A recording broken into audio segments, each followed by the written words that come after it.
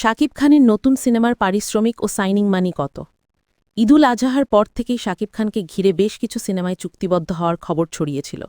এর মধ্যে শোনা যাচ্ছিল রায়হান রাফি ও মেহেদী হাসানের নতুন সিনেমায় চুক্তিবদ্ধ হচ্ছেন।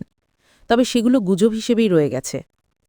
এদিকে গত সপ্তাহে হঠাৎ করেই জানা যায় টলিউডের শীর্ষই নায়ক নাম ঠিক না হওয়া একটি সিনেমায় চুক্তিবদ্ধ হয়েছেন। তারপর থেকে শোনা যাচ্ছে শাকিব খান নতুন সিনেমার জন্য পারিশ্রমিক বাড়িয়েছেন দ্বিগুণ, এমনকি সাইনিং মানিও আগের চেয়ে বাড়িয়েছেন। এমনটাও শোনা যাচ্ছে বাড়তি পারিশ্রমিকের কারণে কেউ কেউ শাকিব খানকে ঘিরে সিদ্ধান্তে পরিবর্তন আনছেন। সম্প্রতি চুক্তিবদ্ধ হওয়া শাকিব খানের নতুন এই সিনেমাটি পরিচালনা করবেন আবু হায়াত মাহমুদ। তিনি এর আগে নাটক নির্মাণ করতেন। এই সিনেমা দিয়ে টলিউডে অভিষেক ঘটছে। বর্তমানে সিনেমাটির প্রি প্রোডাকশনের কাজ নিয়েই ব্যস্ত রয়েছেন বলে জানালেন আবু হায়াত, কারণ আগামী অক্টোবরে তারা শুটিংয়ের পরিকল্পনা করছেন। ঈদুল ফিতরে মুক্তির পাবে। প্রচার হল এই সিনেমার জন্য শাকিব খান ৩ কোটি টাকা পারিশ্রমিক নিচ্ছেন, এমনকি ১ কোটি টাকা সাইনিং মানিও নিয়েছেন। এ প্রসঙ্গে জানতে চাইলে এই পরিচালক বলেন, ফেসবুকে তো কত কিছুই ছড়ায়, যার যা মন চায় লিখে দিলেই হলো। এগুলো নিয়ে দর্শকদের অনুরোধ করব গুজবে কান দেবেন না।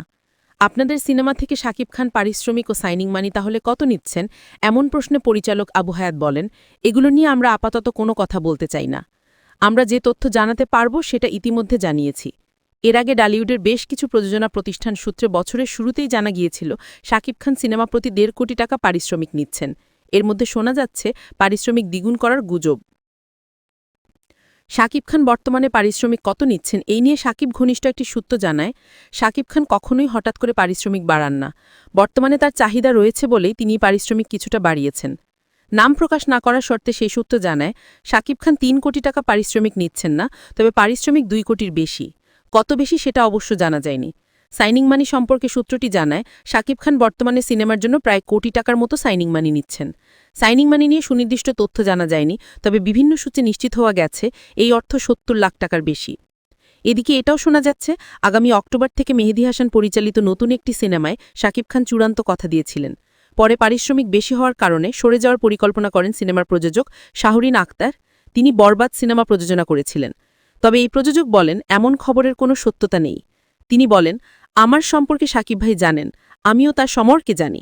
তিনি যদি আমার কাছে কোনো পারিশ্রমিক চান সেটা নিয়ে আমি অবশ্যই কোনো কথা বলবো না। যা সামাজিক যোগাযোগ মাধ্যমে ছড়িয়েছে সেগুলো আমাকে অনেকেই পাঠাচ্ছেন। এগুলো আসলে সত্য নয়। আমাদের ভালো সম্পর্ক, এখানে পারিশ্রমিক নিয়ে কথা হওয়ার কোনো মানেই হয় না। তাহলে শাকিব খান হঠাৎ আপনাদের পরবর্তী ঈদুল ফিতরের সিনেমার পরিকল্পনা থেকে সরে গেলেন কেন? এই প্রযোজক বলেন, প্রথমত অবশ্যই পারিশ্রমিকের কারণে নয়। দ্বিতীয়ত আমরা পুরো পরিকল্পনা করেছিলাম ঈদুল ফিতরে আসার জন্য।